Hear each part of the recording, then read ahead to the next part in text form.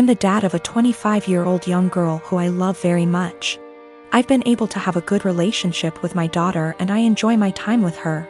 But there's one thing about her that would give many people pause: she is a diagnosed sociopath.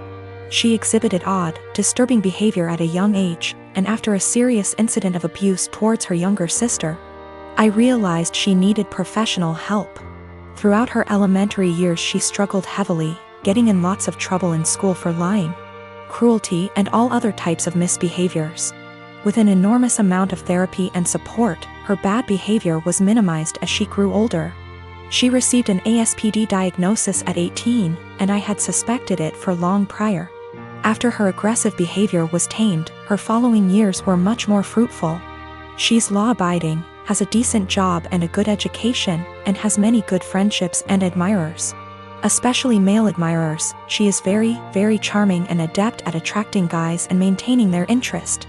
She uses that old dating guide, The Rules, like a Bible. She currently has a boyfriend of about a year and a half who's crazy about her, and who I have a very strong relationship with. We live in the same area and spend time together regularly. He is a great guy, very kind, funny and intelligent. But I doubt she loves him. We've had some very honest, in-depth discussions about her mental health since her diagnosis. And she's been open with me that she doesn't feel love or empathy towards anyone, even family. When she acted very sad and broken up over the death of one of her closest friends at the funeral, she confessed to me privately that it was all a put-on, and that she felt pretty neutral about the whole thing. She has also stated she has never once felt guilty about anything she's ever done, and doesn't know what guilt feels like. While she enjoys being around her boyfriend and is sexually attracted to him, I highly doubt she feels much of anything towards him love-wise. Her boyfriend, who might propose soon, has no idea about her diagnosis. And she's been very upfront with me that she has no plans to ever tell him, thinking it'll scare him away. I've made it clear to her that she needs to tell him the truth before they marry. That he has the right to know and consider it, or I will, to which she always responds, "I know you wouldn't dare." I really like and respect this young man, and would feel awful keeping this secret from him, and letting him walk into a marriage without this piece of knowledge. I'm not trying to sabotage my daughter's future. Maybe her boyfriend's love of her personality and other aspects is enough that it won't end the relationship. It's his decision to make, but he deserves all the facts. Someday he's bound to find out she's a bit off. It can't be kept a secret forever. I purchased a 3-bedroom condo in Toronto, Canada 5 years ago when I was in my second year of medical residency. Soon after the purchase, I rented one of the rooms to my roommate to offset the costs of the mortgage. I live in one room, she lives in the second, and the third is my study/office. She has been a great roommate from the beginning. We aren't necessarily friends, as in we don't do things together for fun, but we get along exceptionally well. The entire roommate/tenant relationship has gone swimmingly up until recently. A couple of weeks ago, my roommate broke the news to me that she is pregnant. The father was a fling of hers, who does not want anything to do with the child. My roommate has decided she wants to keep the child anyways, and raise it on her own. To me that seems like a huge challenge, and I admire her for it. The issue is, while I don't necessarily dislike children, I have no desire to live with a baby. While the condo is a fair size, I will most definitely be woken up by the babies crying at night. My condo is also where I like to come home to and relax, like a haven after a long workday. And the idea of coming home to a baby honestly seems absolutely chaotic. Especially since this isn't my own child, i.e. one that my girlfriend and I decided to have / was mentally prepared for. As difficult as it was for me to do this, I told her essentially what I've written here. And that it would be best if she finds somewhere else to live. I am not rushing her out or anything like that. I have given her 6 months' notice. Since any later than that will come too close to the birth. She was honestly quite taken aback by this, and thought that I was being cruel. Her primary concern is that rent has gone up substantially in this city since she signed on with me. I haven't increased her rent since she moved in, so she's essentially paying 2015 rent. She works as a waitress, and will likely need to find a lesser apartment to keep within the same budget. A couple of other considerations are that she was out of work while restaurants were closed. but I did waive her rent for that period. All of the furniture is also mine, aside from her bedroom, so she would need to figure something out on that front as well. Aside from all of the child expenses. I understand her position, and I feel horrible about the situation, but I honestly can't do it. I haven't been able to give life much thought lately, as work has been quite busy. Firstly, I have a friend in real estate, and I'm going to see if they can help her try to find some affordable listings. Secondly, as I don't plan to take on another tenant after her, and can afford to do this anyway, I have decided I'm going to waive her rent for the remainder of the tenancy. This will hopefully give her a bit of a boost to get on her feet. I consulted an attorney to be 1000% sure, and this is perfectly legal. Since I live in the unit, the eviction laws are much more lenient. Her baby will become a toddler, and a toddler eventually becomes a school-age child. Will it really be any better to do this later on? When I came home from work today, I told her that I wanted to discuss the overall situation. Before I even began, she actually apologized to me for how she spoke to me, and for expecting that I would be okay for her to raise her child here. I told her that her apology is totally unnecessary, as her reaction was completely understandable considering the uncertainty of her future. I then told her that I would waive her rent for the REMA. I have waited tables for the last 3 years. During my shift last night, a group of 4 women in their late 20s came in. They were a pleasure to have as customers. They ordered 4 of our house cocktails to start with and then went over the menu for their entrees. Then I was on my way back to their booth with the drinks on a tray. I walked by the backside and overheard one of them talking about how she was 14 weeks along. When I rounded back, they were talking about the same topic and it was clear to me that she was pregnant. I figured her having 1 drink wasn't a big deal. They ordered their entrees and I went off to handle other tables. About 5 minutes later, they called me over again and asked for another round. At this point I started getting concerned, but I took the order and cheerfully said I'd be right back. This time, I went to the bartender and asked him to make one of them a virgin cocktail. He was confused, but since he's a good friend of mine, I told him to just trust me. A few cocktails later, hers strictly virgin, they started getting rowdy, and Mrs. Pregnant Woman was also getting into it. I figured that since she didn't notice, things were okay. The problem came when I took them their check, and they asked to split the bill at the register. When Mrs. Pregnant Woman got to the counter, I saw her cocktails were marked with virgin. My bartender had edited each in the system for inventory. It was too late for me to edit them back, so I just had her pay, hoping that she wouldn't look at the receipt. They all thanked me and left, leaving a generous tip in the process. They were talking in the parking lot for the next short while, presumably waiting for an Uber. Several minutes later Mrs. Pregnant Woman came back and asked what virgin on the receipt meant. I fessed up that it meant non-alcoholic. She blank stared me for a few seconds and then asked if she had ordered a non-alcoholic cocktail. I said no, but told her that I assumed she wanted one seeing as she was pregnant. It was a lame lie and I'll admit it, but she looked me in the eye and asked me to return her part of the tip. I did so. Then she talked to my manager. My manager took me into her office and literally shrieked at me until hoarse. I stood my ground and told her that I'm not going to be responsible for FAS. She told me that she was taking me off the calendar until she decided what to do with me. She also informed me that I could get the restaurant in serious trouble for discrimination. And upon examination of my state's laws, she is correct. But when I talked to my mother and father about it tonight, they told me that they understood my position. The entire staff at the restaurant is against me and I think that I'm going to call in and tell my manager that I quit. But I still feel in the right here.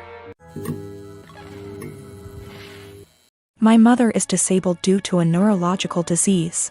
She was diagnosed in her late 30s, and I remember that she was sick and needed help. I used to really look up to her as a supermom who could overcome any obstacle. That was until my father died. My father died over 10 years ago when I was still in high school. At that time my brother and I lived with my parents. I got a job when I was in high school after he left, cleaning the house, mowing the grass, buying food with money from work, paying bills when I could, the minimum wage is low, and cooking dinner for my mom and myself almost every night. My brother was rarely at home, except to sleep or because he needed money. Over the years, my brother has been in and out of prison dozens and dozens of times for everything from drunk driving to drug possession to stealing from our mother to assault. He is currently incarcerated.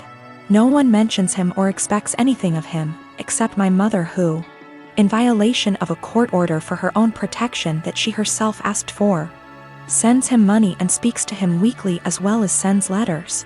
Back to my father's death, a 7-month bout with illness. Almost 2 years after my father's death, I graduated from high school and went to college out of state.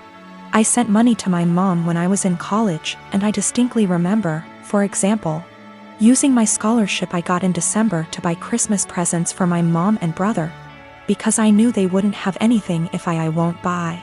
No one reciprocated, but I did not expect this. To be honest, I didn't care either until it became the norm over the next decade. That very Christmas, I was barely 18 years old, and I was collecting pennies to buy a cheap refrigerator after I returned home for the winter holidays with gifts, only to realize that there was no food in the house. My brother, in a drug-fueled rage, tore down the Christmas tree I had bought and decorated and threatened to kill himself if I didn't give him the money because no one loved him, and that would prove that I cared. It is important to note that even during this time, my mother continued to let my brother, who became a criminal, back to the house. I'll try to skip my college and graduate years, but suffice it to say that I met my current husband and spent less and less time at home. When I was at home or when my husband and I were visiting, it was like this: clean my mom's house, buy mom food, cook for mom, take care of my mom. I was and remain very firm with my mother that I would not let my brother in my life as he threatened to kill me over the prescription cough syrup, threw me down the stairs and broke down the door to get to me, and some of the money I had at the time. I have no doubt that he will try to harm my child, my husband or me in order to get what he wants. He told me he would find me and he would teach me a lesson for his perception that I wronged him for not giving him money, and I have zero contact with him. I have blocked all numbers that have anything to do with him, including friends he calls from outside the prison. P.S. My mother let him take my number from her phone. I told my mom for years that I didn't want to have my brother in my life until he stopped using drugs for at least 1 year. To date, he is unable to do so. He stole tens of thousands of dollars from her. She always says she won't let him back into her house, but she eventually forgives him and the cycle repeats.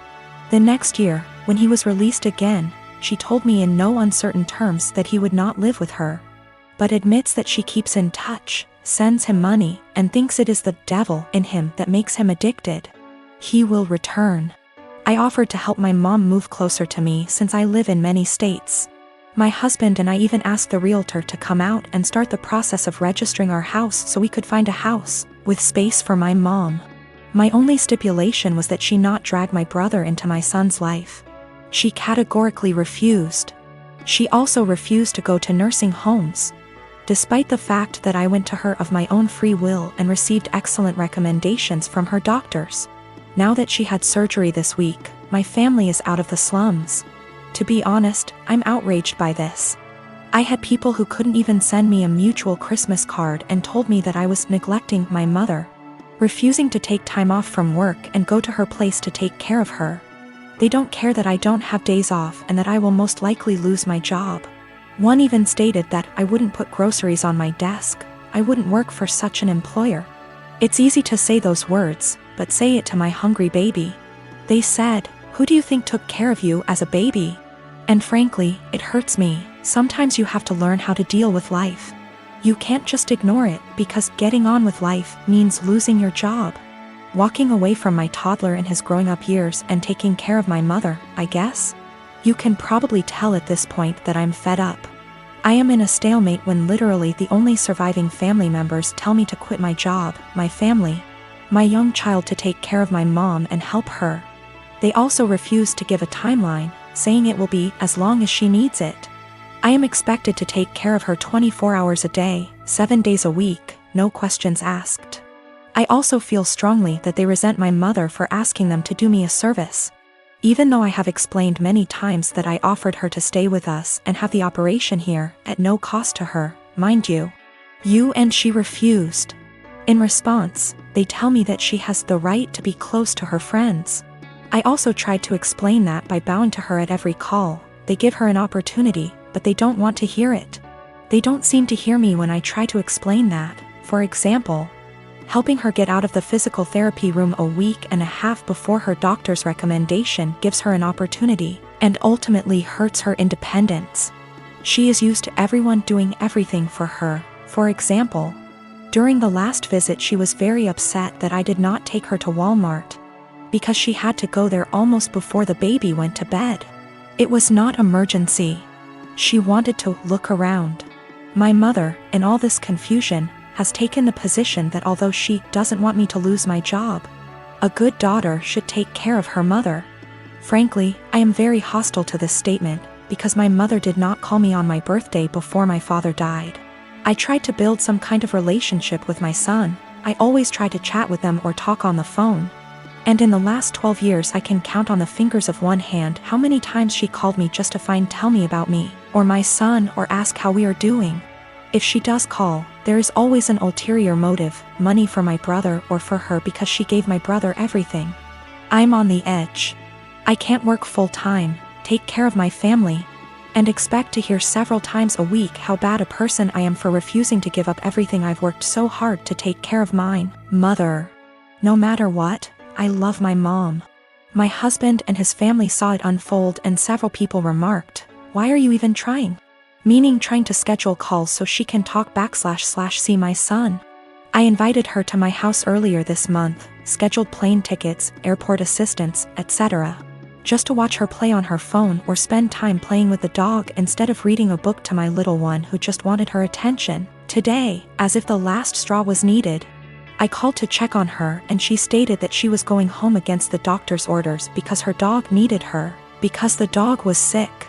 First, he has a very minor skin condition that is almost 100% cured thanks to her friend giving him a prescribed ointment. Secondly, my little one got sick this week, meaning he didn't go to kindergarten for 3 days. And even after I told her about it, she never called to find out how he was.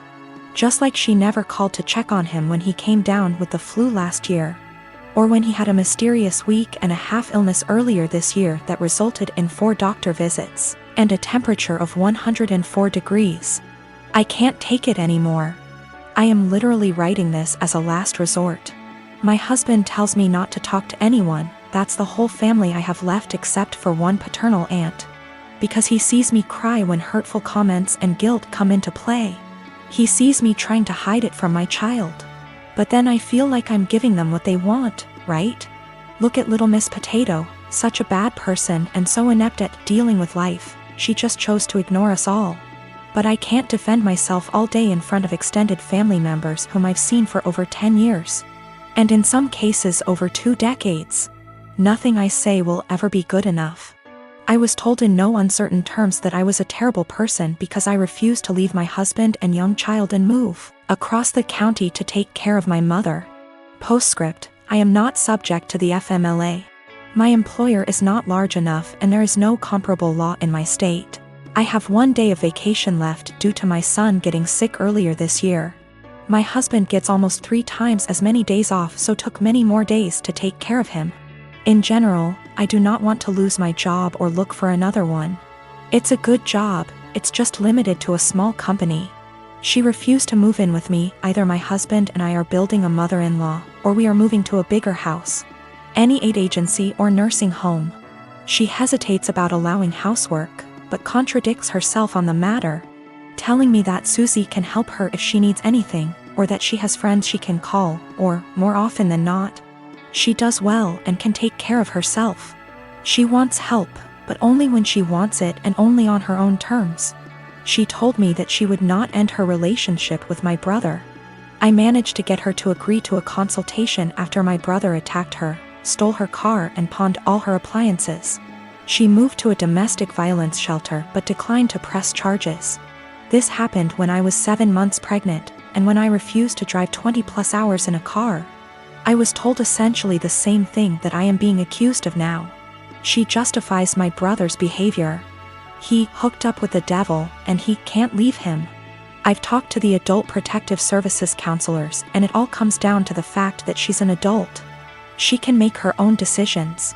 Her doctors, although they seem to agree that she may need help taking care of herself, refuse to state that she is unable to take care of herself.